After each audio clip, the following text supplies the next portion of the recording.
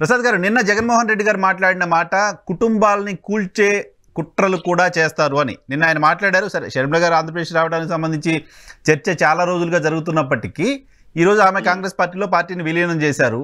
So వాళ్ళ కుటుంబం పైన తెలుగుదేశం పార్టీ మిగతా వాళ్ళంతా కలిసి ఇప్పటికీ కుట్రలు చేస్తున్నారనే ఒక ఇంప్రెషన్ వైఎస్ఆర్ కాంగ్రెస్ పార్టీ ఇస్తోంది. ఇప్పుడు పొలిటికల్ కమెడియన్ గా తయారైపోయింది అనమాట మన జగన్మోహన్ రెడ్డి. నాకు అర్థం కాక అడుగుతాను, నీ చెల్లి మీ తల్లి నిన్ను వదిలేసి వెళ్ళిపోతే మా మీద పడేయటం మీద పోయి బతిమలాడు, కాళ్ళు చేతులు పట్టుకున్నామా, అట్లా కాదు ఇట్లా ఏదో నేను కష్టకాలంలో ఉన్నాను, అమ్మ వెళ్ళిపోయింది, చెల్లి వెళ్ళిపోయింది, ప్రశాంత్ కిషోర్ వెళ్ళిపోయినాడు, ఆ వాలంటీర్లు మొత్తం నా మీద తిరగబడి ధర్నాలు చేస్తున్నారు, నన్ను ఈ కష్టకాలంలో వదిలేసి వెళ్ళిపోతున్నావు అని చెప్పేసి కుయోమూరని రిక్వెస్ట్ చేసుకుని మా మీద పడటం ఏంది జగన్మోహన్ రెడ్డి గారు? నీతో ఎవరు ఉండరబ్బా, నీ యాటిట్యూడ్ అటువంటిది. నీ యాటిట్యూడ్ ఎటువంటిదంటే, రఘురామకృష్ణరాజు గారు ఎలక్ట్ అయిన 6 నెలలకే వెళ్ళిపోయారు, మీ సొంత తల్లి గారు వెళ్ళిపోయారు, గౌరవ విజయమ్మ గారు, ఈరోజు షర్మిలమ్మ వెళ్ళిపోయింది, ఆయనతో కూడా ఆయన మోసినటువంటి ఎమ్మెల్యేలు నా గుండె చీల్స్తే రాజశేఖర రెడ్డి కనిపిస్తాడు, జగన్మోహన్ రెడ్డి కనిపిస్తానని నీ సొంత సామాజిక వర్గం ఎమ్మెల్యేలు, బలంగా మోసిన ఎమ్మెల్యేలు, కోటమిరెడ్డి శ్రీధర్ రెడ్డి గారు, ఆయన ఎవరు ఆనం రామనారాయణ రెడ్డి గారు, మేకపాటి చంద్రశేఖర్ రెడ్డి గారు, ఆళ్ళ రామకృష్ణారెడ్డి గారు అయితే చెప్పబడలేదు పాపం. ఆయన 1 by 1 వెళ్ళిపోతున్నారు, ఖాళీ అవుతా ఉంది. నీ యాటిట్యూడ్ చేంజ్. ఇప్పుడు అద్దం ముందు నిలబడుకుని నా ముఖం సరిగా కనబడలేదు, నా అద్దాన్ని తిట్టడం, మన ముఖాన్ని సెటిలైట్ చేసుకుంటే క్లియర్ గా ఉంటుంది కదా. నా సైన్యం అని చెప్పినటువంటి నీ వాలంటీర్లకు తిరగబడి ఉన్నారే, నీ పరిస్థితి ఇప్పుడు. మీరు బలపడటం కోసం ఆయన దగ్గర ఉన్న మనుషుల్ని చీల్చే ప్రయత్నం, దూరం చేసే ప్రయత్నం మీరు చేస్తున్నారు అనేది వాళ్ళ వర్షన్. Simple logic sir.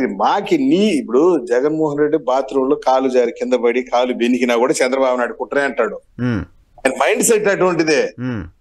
చెప్తున్నా కదా, నీ చెల్లెని మేమేం చేద్దామయ్యా స్వామి, ఏంది కర్మ మాకే? నీ యాటిట్యూడ్. మీ చెల్లి ఈ రోజు వెళ్ళిపోయిందా? ఎప్పుడో వెళ్ళిపోయింది నిన్ను వదిలిపెట్టి పాపం తెలంగాణకి. ఈ రోజు మీ చెల్లి ఈ రోజు రాజన్న రాజ్యం తీసుకొస్తానని చెప్పి వస్తది, నువ్వు వదిలిన బాణం కదా, రివర్స్ అవుతుంది అది.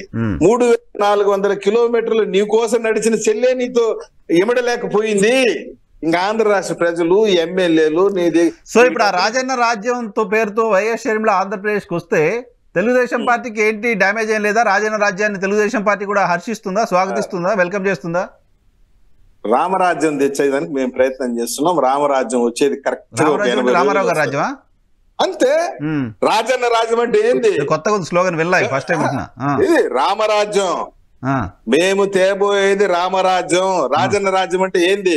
గనులు దోచుకోవటం, ఇది ఇసుక దోచుకోవటం, ప్రత్యర్థుల్ని పరిటాల లాంటి వాళ్ళని మట్టు పెట్టడం, బెదిరించడం, ఇది రాజన్న రాజ్యం. అదే చేస్తా అన్నారు షర్మిల గారు. ఇప్పుడు ఓకేనా మీకు?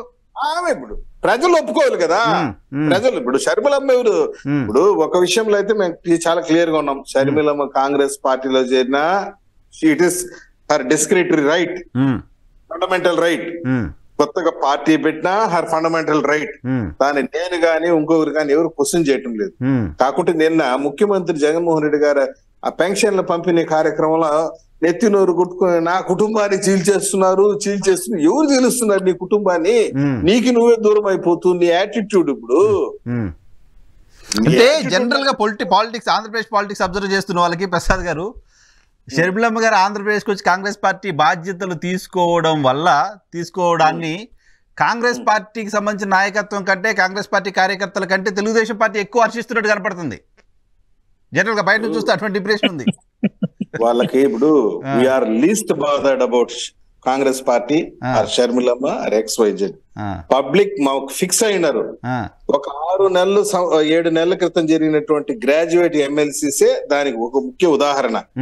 ఆంధ్రప్రదేశ్ లో దాదాపు 104 అసెంబ్లీ కాన్స్టిట్యూన్సీ కవర్ చేసేటువంటి గ్రాడ్యుయేట్ అసెంబ్లీ ఎన్నికల్లో క్రిస్టల్ క్లియర్ గా ఎక్కడ చిత్తూరు టు శ్రీకాకుళం వరకు మేము గెలిచాం.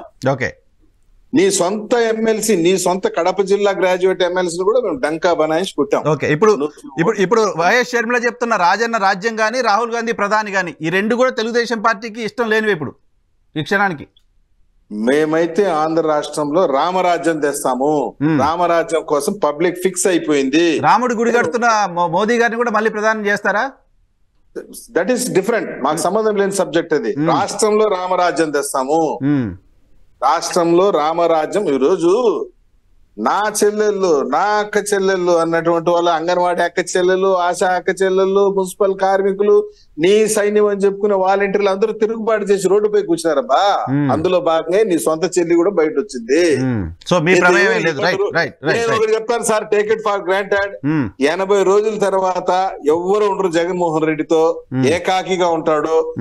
చివరికి సజ్జల రామకృష్ణారెడ్డికి ఫోన్ చేసినా కూడా this phone is currently switched off, please try another advisor అని చెప్పి రిప్లై వస్తుంది.